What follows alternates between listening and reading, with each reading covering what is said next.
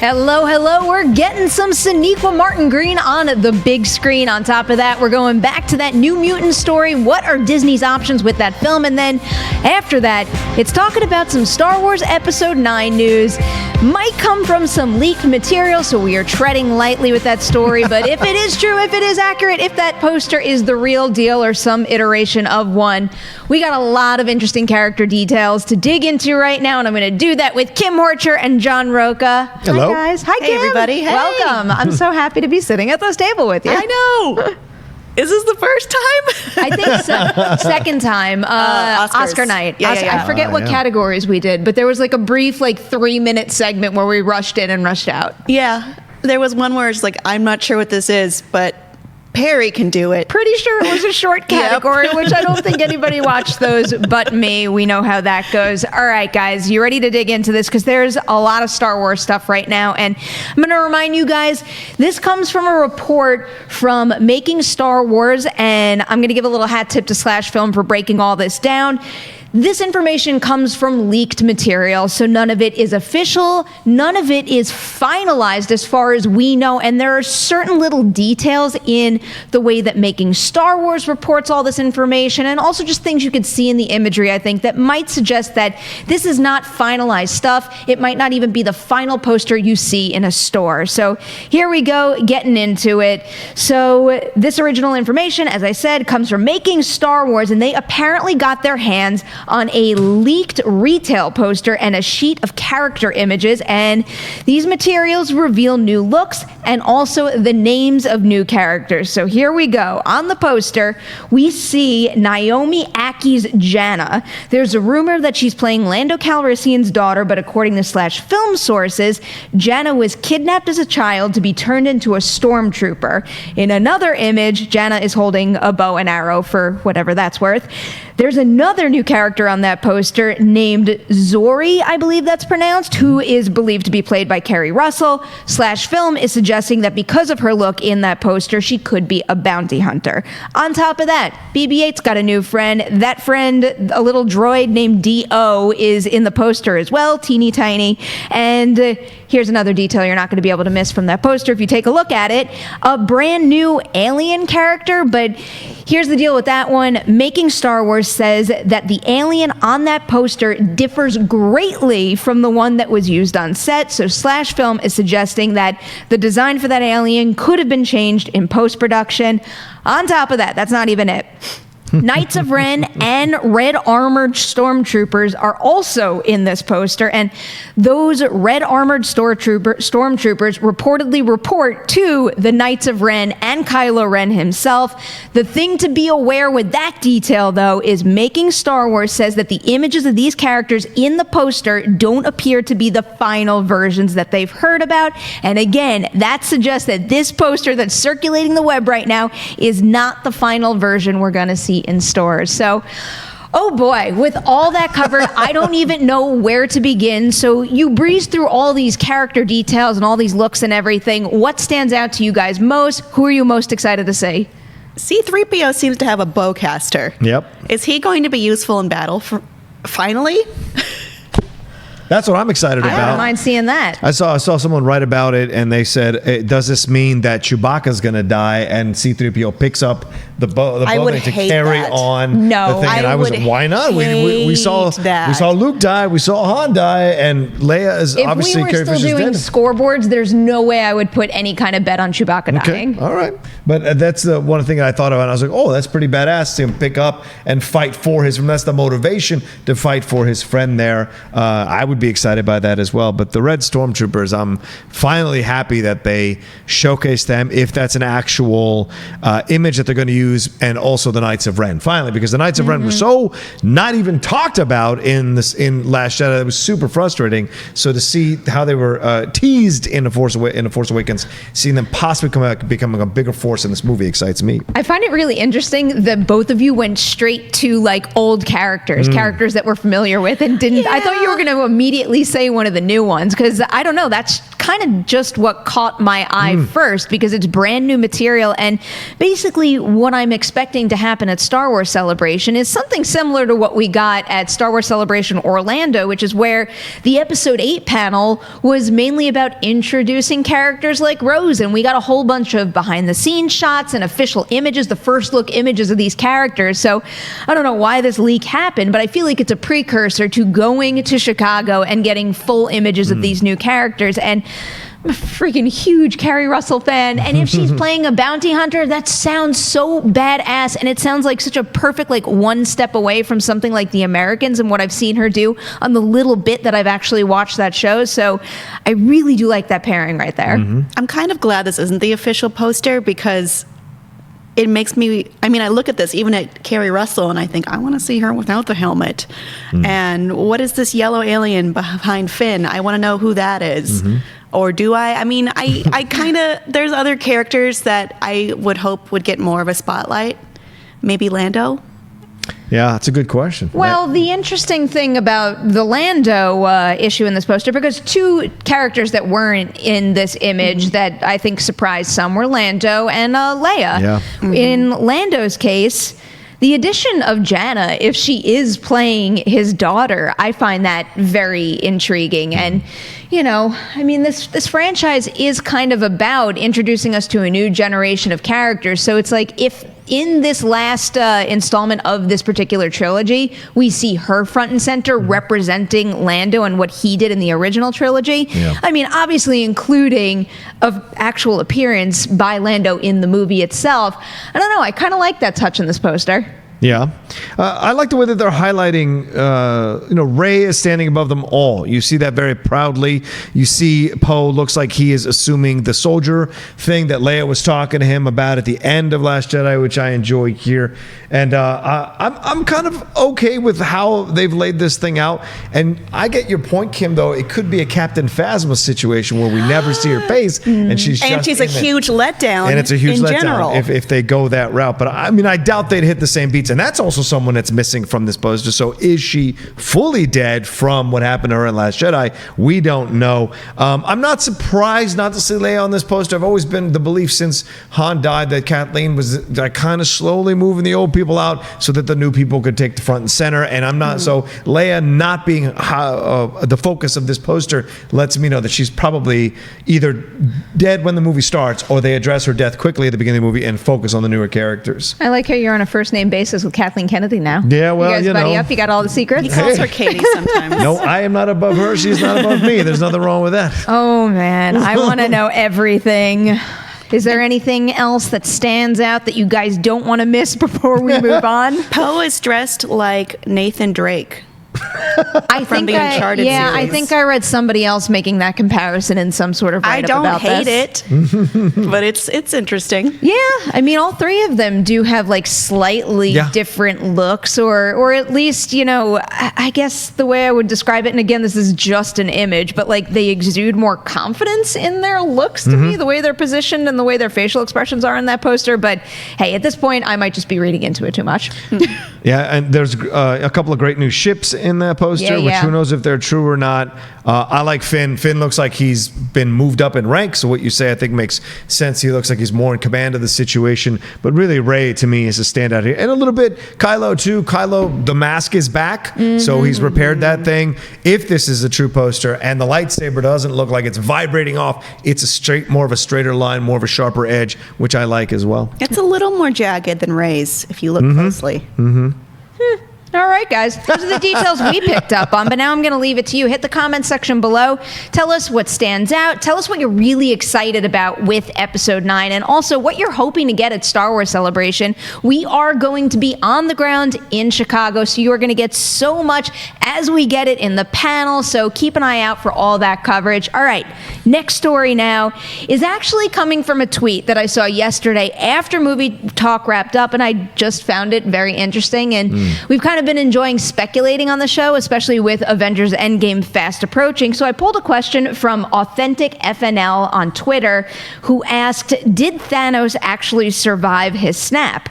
Someone mentioned yesterday, now stuck with me, not entirely clear on rewatch, could dust off screen and what we see on the farm is a stone or parallel universe or something. So did Thanos survive, or did Thanos kind of just kill himself with the snap? What? He's alive, right? That's what the question's Yeah. asking. Is he or isn't he? I think he is. Okay. He didn't get one of those posters, did he? Those He didn't- confirmation no. posters. He didn't get a He poster. didn't. I know there were a couple fan posters circulating for him, though, and I in particular liked the farm one. I don't know. I think there is something to this, and this might be my creative mind spinning out of control right now. But could you imagine if Avengers Endgame opened up and the first scene was Thanos like wasting away? I mean, that was the first place my mind went. Is that like, what if just a couple minutes later he wound up turning to dust too? I actually don't think that's possible, even though I do find it very, very interesting if he never realized that he could be on the wrong side of the snap. But what I do think could really be happening here is, given the way the landscape looks, because we know that Titan looked kind of destroyed. The Russos have already confirmed that this is Titan 2, but what if he is stuck in some sort of like idyllic realm in the soul stone or something like that? That seems very real to me, and it also seems like it would tee up the way that I think Endgame is going to pan out, which isn't necessarily the remaining Avengers versus Thanos. It's the remaining Avengers focusing on how to get their loved ones back, not so much battling the big bad. That seems to be the feeling that seems to be the feeling of that it's not going to be about Thanos. Even in all the trailers, they're about it looks like they're getting together to get people back, to get their friends back somehow, some way. The suits, walking in, the quantum stuff, all of that's been introduced. And if you read the Infinity Gauntlet, Thanos regrets what he does, ends up on that farm completely broken. So this may be something that he realizes. Remember that line, that exchange with Gamora or Child Gamora near the end, where she says, "What did it cost?" He says, "Everything. Everything could be his life, himself, everyone around him, and everything like that." So that, to me, there's certainly a possibility where maybe he's not dead, but he is certainly alone in a realm by himself. And what has he done? This has been the price. The price is, you can get your fantasy of killing half the galaxy, but the exchange is you will not be able to have contact with anyone else ever for the rest of your life. That's interesting, because I think I'm with a lot of people who might have assumed, the gauntlet would heed him, but he never said half and half, but keep me on the alive half. Right. He could totally be susceptible to that. I like that idea more of this soul realm. We were calling it like the orange. No, What'd you the call Soul it? Stone Zone. The Soul Stone. Soul Stone Zone. I'm going to get used to saying that eventually. It's an interesting idea. We've never had a Marvel movie where we didn't really have a villain, though, have we? Like there's Not someone that- to fight No, at the there's end. always been a Not villain. that comes to mind. I mean, Right. there's been scenarios, I think, where like someone is presented as though they're the big bad, but then their intentions don't wind up being so evil. And But you gotta fight someone, Yeah. right? exactly. But who would they fight now except for sadness? That's what a lot of people are speculating about, is who could be the villain in this thing, and is it another bigger, more powerful villain that's coming into this situation? No way. You can't Why do see you a- shut down so much I don't know, 'cause, speculation? like, you can't- need to be right, Perri. Like you said, no, there's but no like, way. you can't tee up Thanos for as many films as they did. Like, remember the conversation leading into Infinity War? It's Right. like Thanos was like the biggest bad of all big bads. Right. That's what the conversation was. So if as originally presented, Infinity War and Endgame were supposed to be Avengers Infinity War Part 1 and Part 2, it would just make no sense in my head for them to then top Thanos with a bigger bad. Well, Galactus would be the bigger bad. Certainly a possibility here. We haven't seen Hela,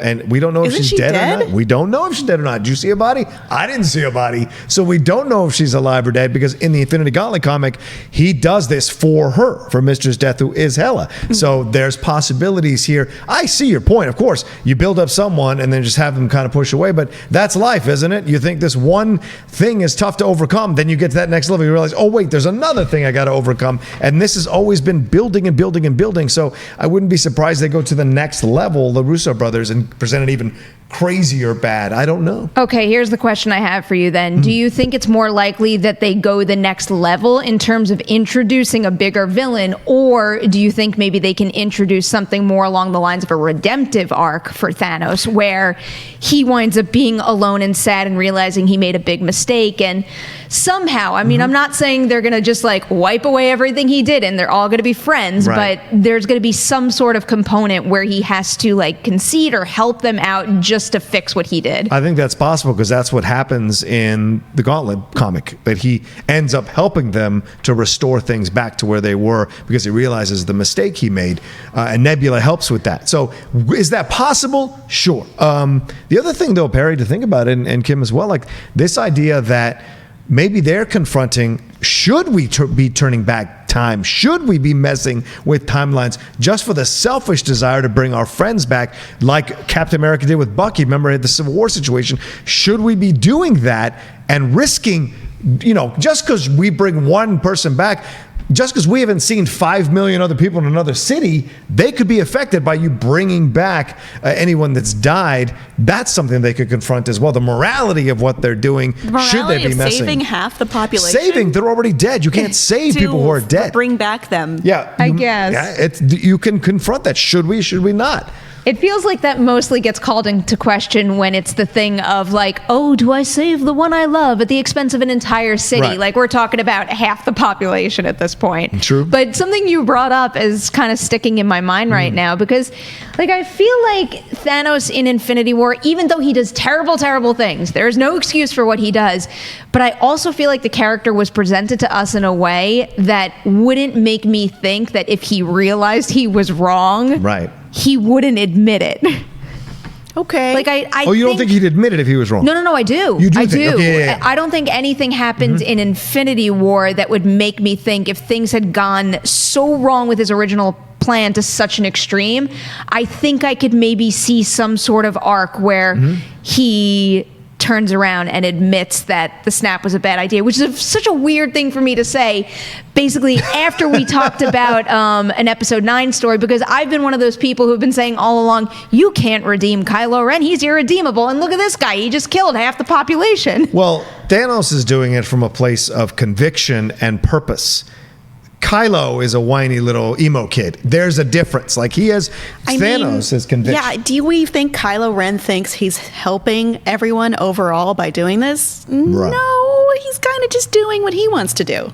Yeah. Whereas Thanos he thinks he's doing the right thing for the universe or the galaxy, right or wrong. And sometimes when someone with conviction of purpose gets shown the other way to look at things, they can be an even greater soldier in that battle. So I guess Kylo's purpose is purely selfish. yes. I think yes. I Whereas also Thanos don't like is- him. I was trying so hard to find some sort of angle there. It's not working. It's like he doesn't even care about serving the First Order like Hux does. No. So he's all out for himself. It's all about him. All right, so Kylo probably not getting redeemed. Hey, maybe Thanos has a chance now. Before we move on to our third story today, I'm going to remind you we're taking your live Twitter questions at the end of the show. As always, keep them fresh, new, short, and sweet, and maybe we will pick them and answer them right here. All right, now, story number 3. This is a big one, actually, from our own Jeff Snyder, who wrote a great piece on Collider.com. Even after we discuss this, highly recommend going on the website and checking this out. So he wrote a piece about the 5 options that he thinks Disney has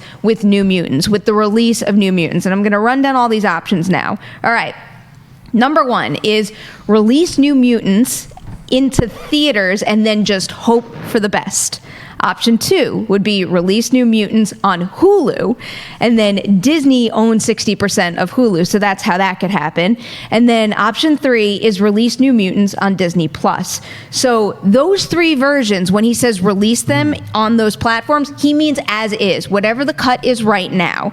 Then we move into option 4, which is basically don't release it ever. And Jeff even says this possibility seems very unlikely because so many, and this is one of my favorite things that he wrote, hundreds and hundreds of people worked on New Mutants, and that work deserves to be seen. So That's something to consider here. So are any contractual obligations that they might have to the cast of the movie. Then, option 5, spend the money to fix New Mutants and go from there. Jeff's sources say that the film is salvageable. Boone was just never given the chance to do the reshoots that Fox originally wanted, but if Disney were to, let's say, dip into its really big pockets, shell out something like $5 to $10 million and let them fix New Mutants the way they had planned, then all of a sudden it might be worth it. I know where I land on this. I'm tossing it to you guys first. 1, which option do you think Disney will go with? And then 2, which one do you want them to go with? And they can be the same. Fix it and release it. It just seems like, I mean, it's a lot to me, but to them, it's a negligible amount of money to be able to put this out in theaters. You have people in it that audiences would like to see, even if this isn't maybe coherent with Disney's plan for what we're going to do with this franchise in the future. Doesn't mean it shouldn't exist. I think I'm with you on that. That's the option that I want to go with. I mean, I've said it before on the show time and time again. I've really been looking forward to this movie ever since that first trailer dropped. I'm a big fan of Josh Boone. I like a lot of this ensemble. And if we're talking about $5 to $10 million in reshoots for a movie that Fox already paid to get made, yeah, it makes sense, because I think Jeff even says it in the piece.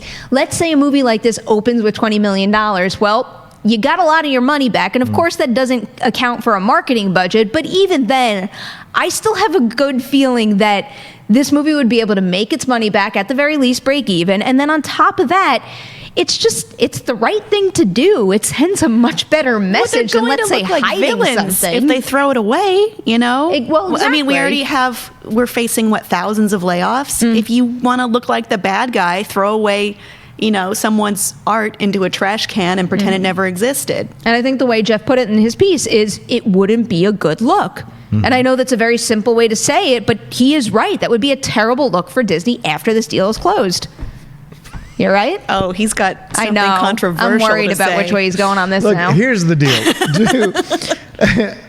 I think the smarter move is releasing it on Hulu Plus as a way to get people to watch it. Why would you waste $5 to $10 million, and it is wasting $5 to $10 million to fix a film for characters you're never going to put on screen again with those actors?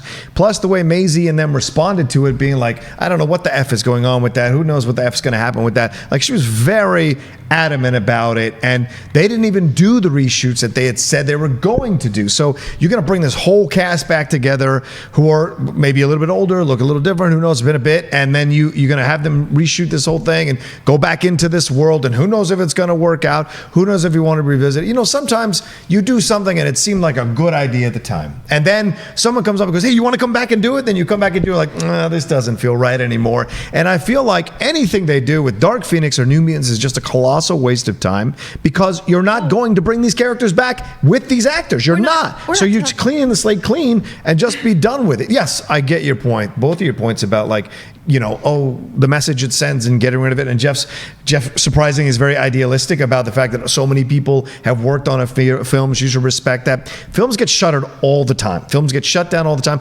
Films fail at the box office all the time, and you still lose the money. For me, it's just like, I feel like, why are you doing this other than to try to make a buck? There's no real desire to go forward with this franchise with these actors. So to me, it just seems a futile effort. It's like moving in with someone and then you're still like letting them keep their ex's stuff around the house. It's like, well, why? 3 things. Sure. Make a buck. I feel like I'm going to forget the 3 things before I say that. Right, list them first, then details. Make a buck. If Yes. you can. Yeah. I also think it is the respectful thing to do for all those people, some of which could have lost their jobs. But then on top of that, it's also respecting the talent that you might want to work with in the future. Yeah, maybe they're not going to come back in the franchise as X-Men, but I mean, could you see Maisie Williams and Sophie Turner, just to bring both of the movies into the equation right now? Could you see them signing on for a Disney or a Marvel movie or just something down the line? Because Yes. I I certainly can. And who knows? Obviously, she dropped a whole lot of F-bombs, Maisie Williams, when she was talking about this. You could sense the frustration. Certainly. But we don't know what she thinks about the actual film and if she really wants to have it released. And if someone like her, who's in the movie, wants to see it hit the big screen, and Disney might want to work with her in the future, it behooves them to invest this itty-bitty amount that is like nothing to them. Because still, I firmly believe that if they invest this and a minimal marketing budget, they're going to make that money back. And then what harm does it bring to them? It only does good for the other people that worked on it. And also, here's a fourth thing for my list. Sure. It is also showing respect for the fans. I know that nobody, or very few people, at least at this point, have sky-high hopes for these two movies. They've been very troubled productions, but there are most certainly people out there, myself included, who have been looking forward to these movies, who have invested a significant amount of time, like eagerly awaiting these movies, and to not be able to see them, I know it's not the case with Dark Phoenix, but you get my point. As a fan, I feel like it would be respectful if they just released it and gave me the option whether or not I want to watch it, and I think most people would take the option. I mean, when you said Dark Phoenix, I wanted to agree with you. It's too soon to do the Dark Phoenix saga. It was. I mean, it is $5 to $10 million is not that much in the Disney coffers, and it's maybe you don't need good PR, but maybe it'd be worth it to stop bad PR, because if they do this disrespectful thing, they're going to look like, you know, the big bad mouse who only cares about money, and they don't care about the fans, they don't care about filmmakers, they don't care about art. It's all about the bottom line. You don't want to be that, especially when you're, you know, taking over the world the way you are as Disney. But that's my point. I don't think they could give a crap. I think they don't want to be the EA of 60% movies. right now of the movie. Like, that's madness. 60%. So we don't kowtow to Maisie. Maisie kowtows to us. That's the thing. If you're a corporation, you can find a young, great actress anywhere. Anywhere. You can find it. If you're Disney, they will come to you. And so to me, I don't think they have to do this out of goodwill or have to do this out of for creators or whatever. I think they've got a bottom line. And as Perri said, her first thing's make a buck. That's the bottom line. Can we, as we assess this situation, make a buck? If not, we maybe we dump it on the Disney Plus or dump it on some whatever. We're done with it. We don't want to sink any more budgets into it, wasted money into it, and then move on. But I don't think they're like, oh, maybe Sansa won't come back and work with us. I think Disney could care less. They are a corporation that is a multi-billion-dollar corporation. Exactly. And if you're trying to take over the world like Disney is, you can't look like the bad guy. You have to get people to think you deserve to take over the world. You need their goodwill. You need them on your side, not opposing you all the way. Do you think someone's not going to go see a Disney film because they threw away New Mutants? Do you think you know what? I am not going to go see that Mulan movie now. Well, it's also about something like, you know, bad buzz and just like putting a bad taste in your mouth building over time too. Because I know Disney's one of the biggest companies out there and how much of the industry they actually own, but you know, it might take time, but if enough bad decisions are made, that could eventually turn sour and screw them over, especially with empires like Netflix and now Apple with all their stuff starting to build. So again, I think it would be in their best interest to, you know, basically do what they did with James Gunn. Actually, now that I say that, I believe Jeff brought that up in his piece right now too, is that they clearly, they realized they made a mistake. And they changed their initial decision. And if they could see what the right way to go is on a scenario like that, they have to be able to see the good in spending a very minimal amount of money to at least release this thing. Well, there was that other THR report that said that they just wanted him to lay low for a while. Then they were going to bring him back the whole time anyway. So who knows? We don't know yet what the truth is, but you know, I take your point absolutely. I get what you both are saying thoroughly. It's just at the end of the day, I don't know how much Disney really cares, and they are. I think we're art of warring it. Yeah. Well, they've been vilified for decades. You know, people talk about the mouse all the time. You know, since the Walt Disney big bad mouse. The big bad mouse. Everyone talks about it. Start repeating that now. And these aren't like beloved. These don't look like beloved movies that people want to see. These are movies that have troubled productions. So you're just like, I don't think it would have the same connotation necessarily. Like if they had all of a sudden stopped Aladdin, that would be something. That would be something, because that's that their own property, their own thing, their own thing. That would be something weird. like this, but something like this, I think they won't lose that much to get rid of it. But you're probably right. They're probably going to spend the money and try to fix it and see what they can make out of it. I hope. I just think you'd be done with it and move on. That's my thing. I hope. I mean, another thing Jeff mentioned is that even if they do commit to doing those reshoots, it's just, we're talking about a cast that's insanely busy right now because they're very good and very in demand. So it might be tough to pull together those reshoots. But New Mutants, I'm rooting for you one way or the other. All right, we got one more story to hit today, and it is a casting story because according to Variety, Sonequa Martin Green is now in negotiations to join LeBron James in Space Jam 2, and they're reporting that she is going to play James's wife in the film. Movie hits theaters July 16th, 2021, and production is due to get underway this summer during James's NBA offseason. So this is basically just the Sonequa Martin Green appreciation section of the show. Who's excited? Does this make you happier that we've got Space Jam 2 coming our way? I hope she has a substantial part because when you look at these movies and you look at the wife character, there's kind of a stereotype or maybe a trope of kind of like a bummer, you come home and stop having fun adventures, or you better bring me, babe. It's never, not never, but I'm wary of a very throwaway part for her. You don't cast Sonequa Martin Green in a movie and give her a throwaway part. Are you caught up with Discovery? Yeah, I love Discovery. She's incredible. She really is incredible, though. Like, I will believe anything she says on that show. Yeah, it's fantastic because, starting out Walking Dead, when she first came on, I'm like, oh, this is going to be 3 or 4 episodes with her and she'll move on. And then all of a sudden, it became a longer character. And she emerged from this crew that came on with her. She emerged to be the real star of that whole crew that came on, and so you followed her. And then when she left Walking Dead, you're like, whoa. And she moved on to be the lead of a Star Trek show. Look, yes, you'd be excited, but also a lot of trepidation. Can they relaunch this franchise? You need the right person. Hey, you pick someone like Sonequa Martin Green, see what she can do with it. She really has come into her own as an actress. From the first season to the second season, even more so, grown in power and confidence and strength as an actress. You see it happening, as you do when you get older as a human being. So it's great to see her do that in the work. Jumping into this is just fun. This is fun for her. This will be a nice paycheck. She gets to work with LeBron James, Looney Tunes, all this kind. This expands her brand. It's a smart move overall. Will it be a one-dimensional character? We'll see. These are cartoon live-action movies. I want her to play basketball. Yeah, well, that would be something. That would be something. For that, you can see Lisa Leslie and Uncle Drew. She plays basketball. But this could be something a lot of fun for her to do. And once again, I think she plays these super serious characters. This year plays something a little more lighthearted is good overall for her. I wouldn't mind seeing that. And this is going to be her first big summer blockbuster, assuming it winds up hitting blockbuster status. So this is a big move for her, and I'm kind of excited to see her make it. It's skewing way younger than her other things that she's well known for, too. I mean, Star Trek Discovery, kids can watch it, but I would definitely say it's an adult show. Yeah, yeah. Looney Tunes definitely skews a lot younger than Star Trek Discovery and what they're digging into right now.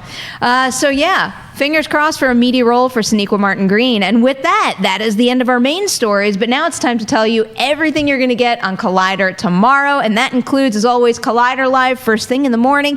After that, it's Jedi Council. Rocha, can you tease anything on Jedi Council? Yeah, well, we're definitely going to talk about that poster a little bit more. And you're going to hear Christian and Ken have some things to say about it. And the lovely Emma Fyffe is going to join the crew to talk about that as well. And also some other interesting tidbits that have dropped. The Mandalorian with Werner Herzog, what he had to say about it. So there's going to be a lot of good Star Wars conversations going on. Good stuff. And then after you watch that, come right back here to Movie Talk at 4 p.m. PT Live. All righty. Twitter question time.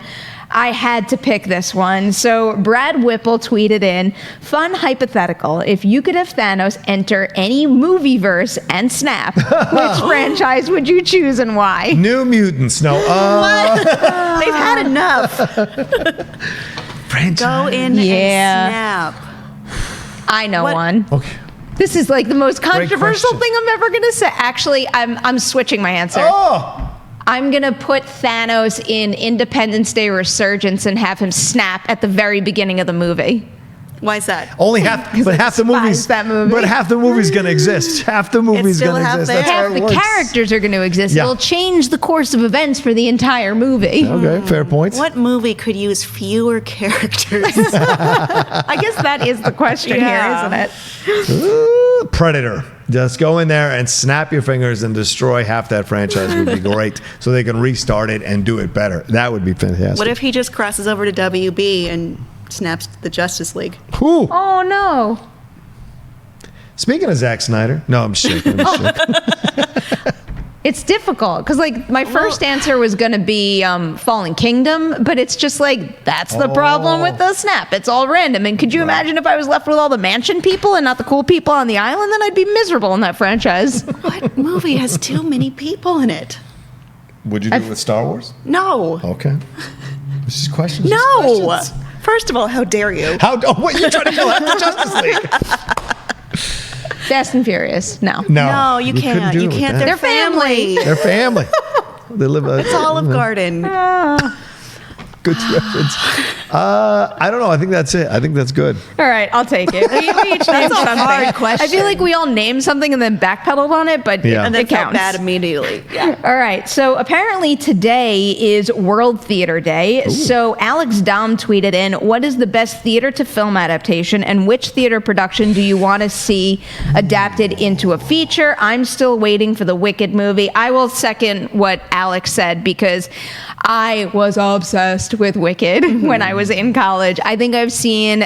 It's either between Wicked and Rent, which one I've seen on stage most, but still to this day, I know every word of every song in both shows. Do you see yourself more as a Galinda or an Elphaba? I like a little of both, and I think that's part of the reason why I love the story so much. Because I've sung Popular, but I can't decide which side I like more, you know?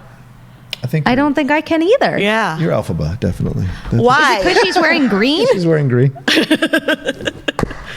By the way, next time we get drunk and do karaoke as a couple, No. we are going to Don't. do No. some Rent. Absolutely not. Absolutely. That all happens in my head and in front One of Dewey and song, nobody else. Glory. That was not a good adaptation, unfortunately. I think because they didn't use the original actress from the Broadway musical. Tracy Thomas was great, but not using the original actress she from was Broadway great. musical. They had a lot of the original And cast members in that movie. They did, though. but I also think it was 10 years too late because they were all a little bit too old for it. But that being said, I saw that in London. I am with you. I am a massive addict. I know every line of Rent. So of Isn't singing the it. answer obviously Hamilton?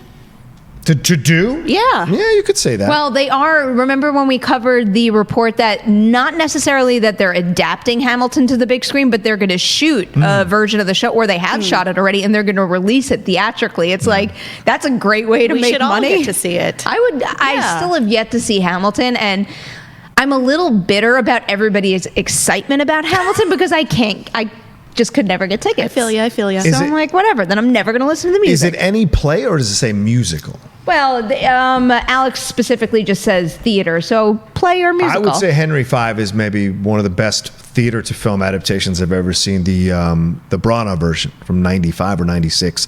That's incredible. If you haven't seen that, that's an incredible Shakespeare adaptation that does not speak above you. It speaks to you. If you have hesitation about Shakespeare, you'll love it. I feel like that's such a John Rocha answer to that question. Well, I mean, some people think Shakespeare is so highfalutin. It's not. I majored in it, and I agree with you. Thank you.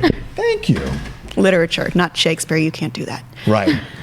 All right, so those are your picks? Yeah, I can't think of. I don't go to much theater to know what should be done now. So. I feel like I need to go to more theater. Yeah, I think I do too, because I keep thinking West Side Story, but that's already coming. It's happening, yeah. That's already happening. Yeah. I don't know. I lived in the theater district for something like 6 years, and I did not see nearly enough shows. Oh, You wow. know what I did see? I Expensive. saw a lot of reverses. Like I saw Misery. Films with going to- Misery with Laurie Metcalf and Bruce Willis. That was a cool Wow. show. They had her Annie Wilkes' entire house on like a rotating stage. So there were like there were 3 rooms in the outside, and then as the show would go along, the thing would just spin. It was incredible. The 2 of them were great in it, and the production design was something else. Avenue Q's never been adapted, right? I guess not. I think so. But I did actually see that. Yeah, that would be a fun one. They haven't never done that one. Anything but Cats, truly. Oh, God. Cats is terrible. There's no story. They just announced Guys and Dolls, today I or like Guys yesterday? and Dolls. They're going to redo Guys and Dolls, which would be great because, no offense to the great Marlon Brando, that man could not sing. And that musical is not good with him in it. Luck me a lady tonight. That doesn't work. It doesn't work at all. Sinatra's You great. should replace him just by doing an impression. All right, we're switching gears right now from theater to reality TV because Justin Gilmore is asking, what reality TV show would you like to see as a film? Okay, my favorite reality TV show is like an anti-reality TV show because it's Terrace House on Netflix. It's the one that's set in Japan, and it has 6 young people living in a nice house. And it's not like the real world where everyone's terrible. They're all very polite, and they have goals, and when they achieve their goal, they just leave, and more people come in, and it's calming. That sounds really inspiring, I actually. love it. It's on Netflix. Oh. Yeah. Now I feel bad that I was going to say Road Rules. I always watched Real World growing up, but I always was more attracted to Road Rules because, like, I like sports and I like extreme stunts, and that show was filled with them. But I don't know, like, what kind of story that would actually call for. Yeah. What you described Mine actually isn't a story either. It's But it could aggressively be. boring, but I like it. I don't know how to explain it. I love the visual of, like, a poster for this with that as the tagline. Aggressively boring. But I like it. But I'm sold. nice. Since I can't answer a certain movie trivia competition, I would say The Bachelor. Okay. The Bachelor or Bachelorette would be an interesting, because people are addicted to that show. It would be fun to do a movie based on The Bachelor or Bachelorette and get more behind the scenes stuff, find out what's really going on in that show, and how he or she gives the rose or doesn't give the rose. I think that'd be fun. Either that That's old. or what's the Florida Georgia one? The Florida Bama one? I don't know what that one is. Floribama Shore. Floribama Shore. If I'm gonna make money, Floribama Shore is the way to go. I'll tell you that right now. I'm so glad I didn't know that. All right. Let's do one more question. It's another creative question from Luis E. de la Pena, who's asking, in honor of Space Jam, which actors or characters would be your starting 5 in a basketball team you'd be the coach? I feel like we need to pick one or the other. Do you guys want to go characters or actors? Oh, characters. That's All more right, fun. characters. Yeah? Who's your team, Rocha? Now, do they have Do they to have be? to be athletes? Yeah, earthbound, or do they have to be kind of like? I mean, it seems like because Thanos is patrolling my middle. That's I was for sure. good. Well, that was initially what I pictured Yeah, too. Thanos is patrolling my middle. I don't know anything about basketball. You know the object is put a ball in the hoop. You got to get 5 of them. Lola Bunny. I don't know. Lola Bunny, nice, nice. I think I would recruit original Groot, like tall Groot. Oh, good Yeah, call. yeah. Great call. That's a good one. Tall Groot. Who jumps really high? Drax. Okay. Because if I learned anything from playing basketball with you, it's that you need a bulldozer on the court. Yeah, you do. Guess who gets the basket quick? People are giving me crap about that. I was like, the object was to win the game. I felt bad. They only played the horse version Yeah, I on Collider Live, and What a nobody. shock. Well, I sent them the whole video, and course that was all they played. Christian And likes to make fun of me, so he cut that part out. What about Dash as your point guard? Little Dash. I was thinking about who would be fast, or Frozone, if you want to stick in the Ooh, Incredibles Frozone. realm. Yeah, Frozone's a good choice. I feel like someone from Star Wars would be smart too. Oh, Somewhat like I don't know. a force Which user. one, though? a Force user. Yeah. Is that allowed? Does that break the rules? No, I think that's allowed. I mean, you can get someone who could fly if you really wanted. Right. But you got to get someone who can shoot from the outside. You got to get a 3-point specialist. Who can shoot from the outside that you trust can get a shot? So I'll take a sharpshooter and I'll go with Minerva from Captain Marvel. I feel like she Nice. could probably shoot a basketball. Absolutely. Okay. What about I'll go Tandy Newton's character from Solo. I think she'd be great on the outside. This is a good call. Yep, I think she'd Okay. find her shot. I don't remember where we're at and who took who, but like, Kim, you be the judge. Who's going to win, me or Rocha? You're both great.